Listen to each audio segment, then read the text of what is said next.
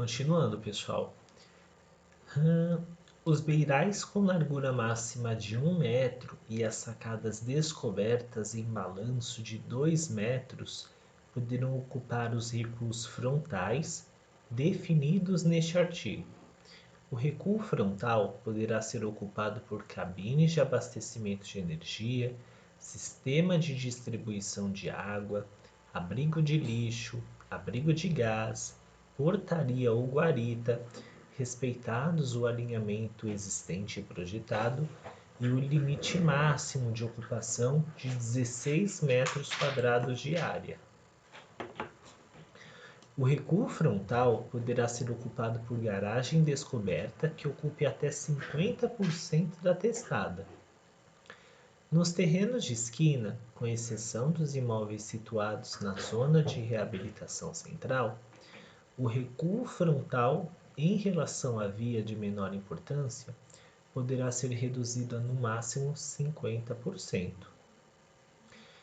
daquele definido no primeiro parágrafo deste artigo.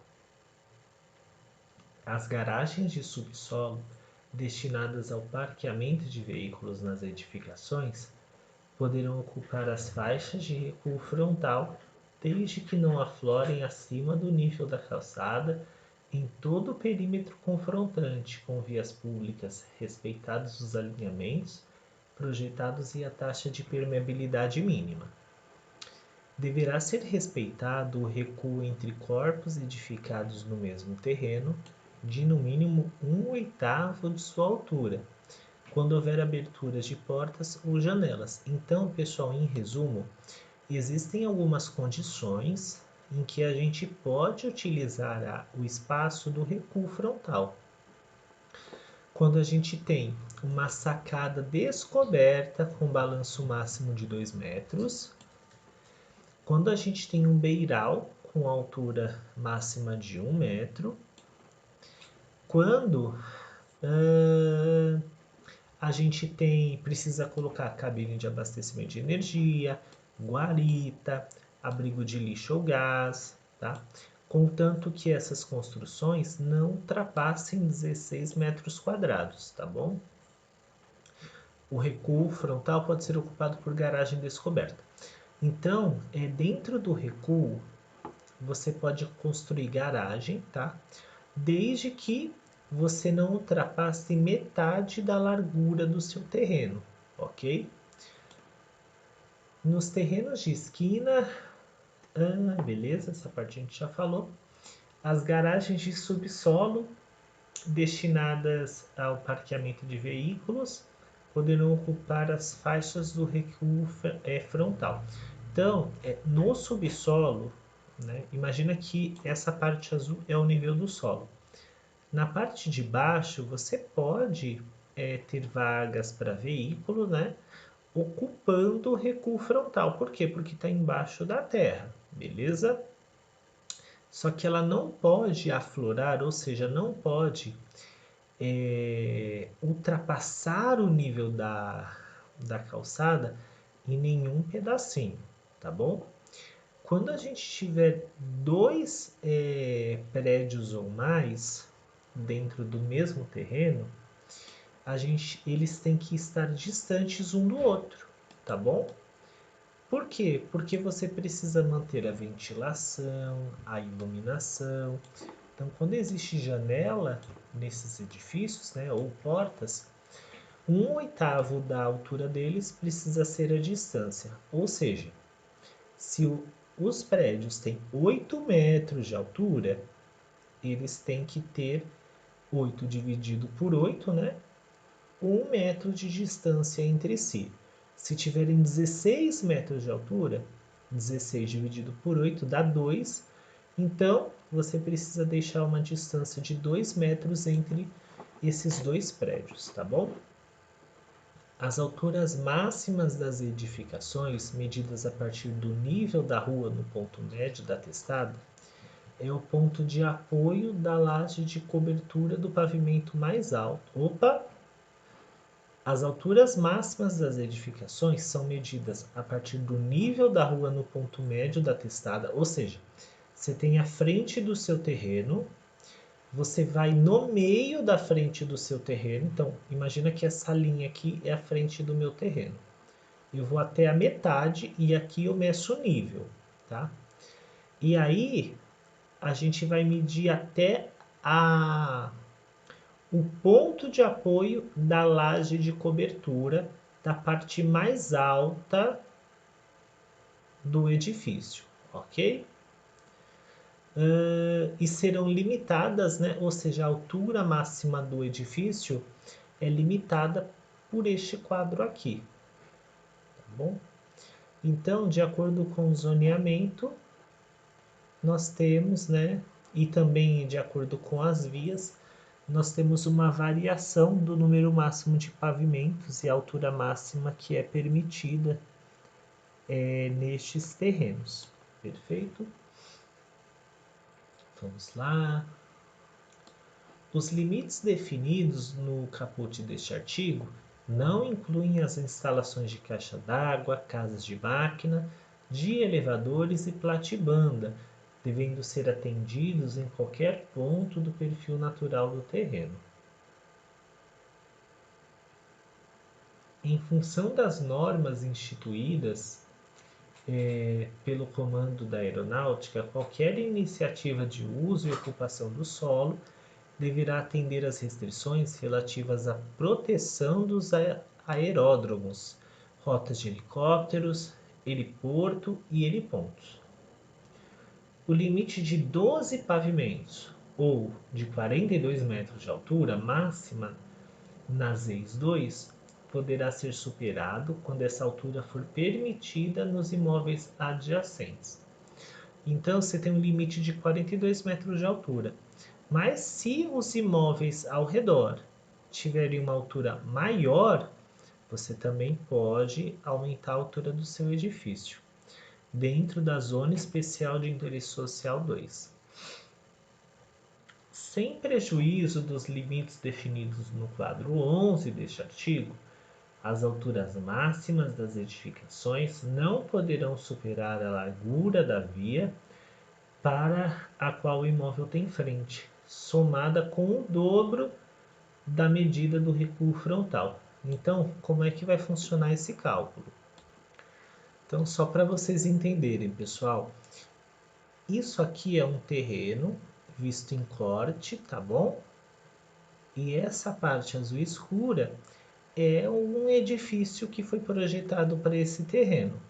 Eu preciso saber a altura máxima desse edifício. Como é que eu calculo?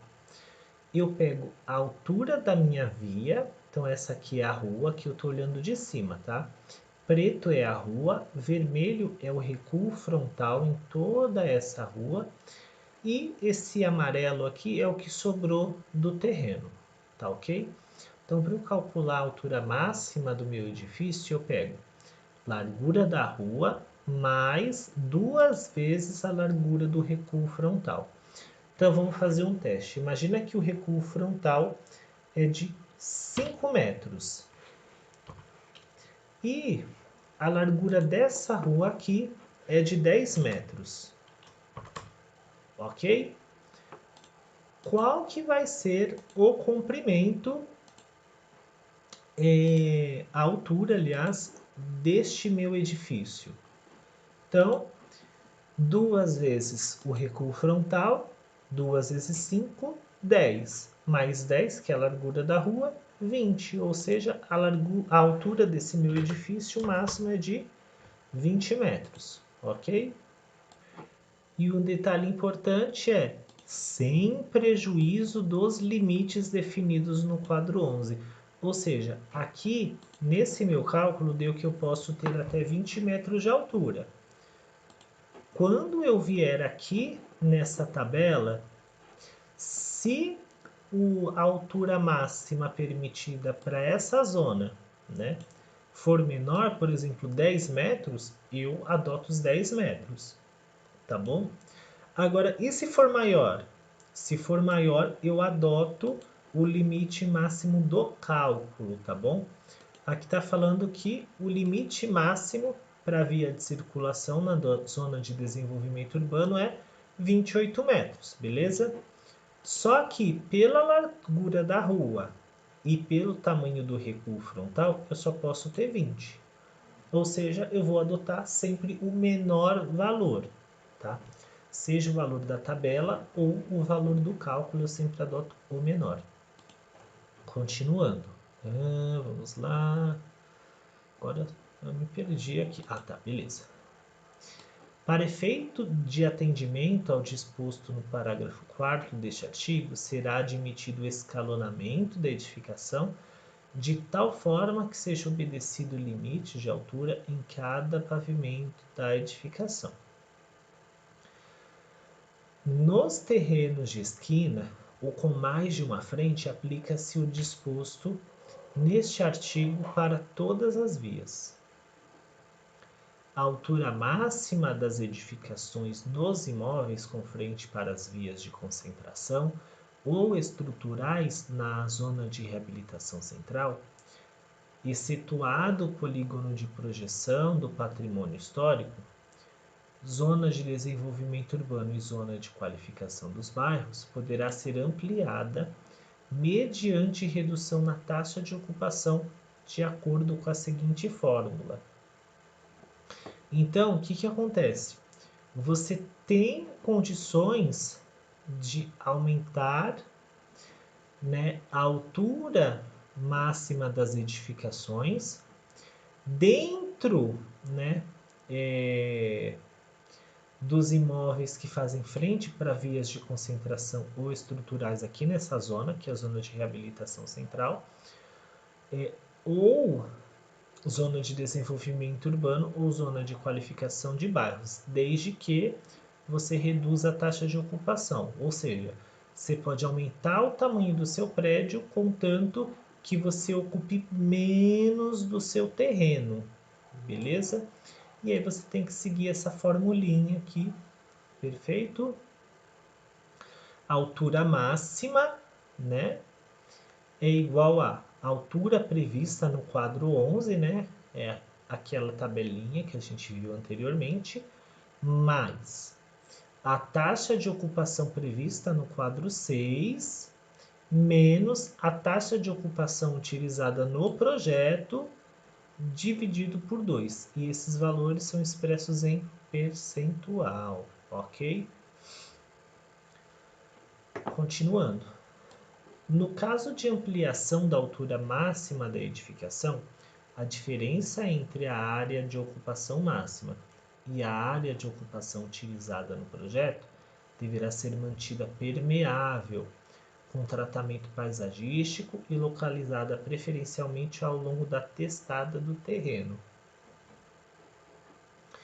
Ou seja, se toda vez que eu for aumentar a altura do edifício eu precisar utilizar menos do terreno, essa quantidade que eu estarei utilizando a menos, né? Eu devo fazer o quê? Deixar ela como área permeável, né? Fazer um tratamento paisagístico, aquilo não pode ser um lixão no seu quintal, de jeito nenhum, tá bom? E você precisa deixar preferencialmente, não vai ser em todos os casos que isso vai ser possível, mas preferencialmente na frente do terreno, na testada, tá bom? Artigo 263. A cota mínima de terreno por unidade habitacional fica estabelecida em função da zona de uso do solo e da classificação da via, para a qual o imóvel tem frente, conforme indicado no quadro 12, que é esse quadro aqui. Então vamos lá.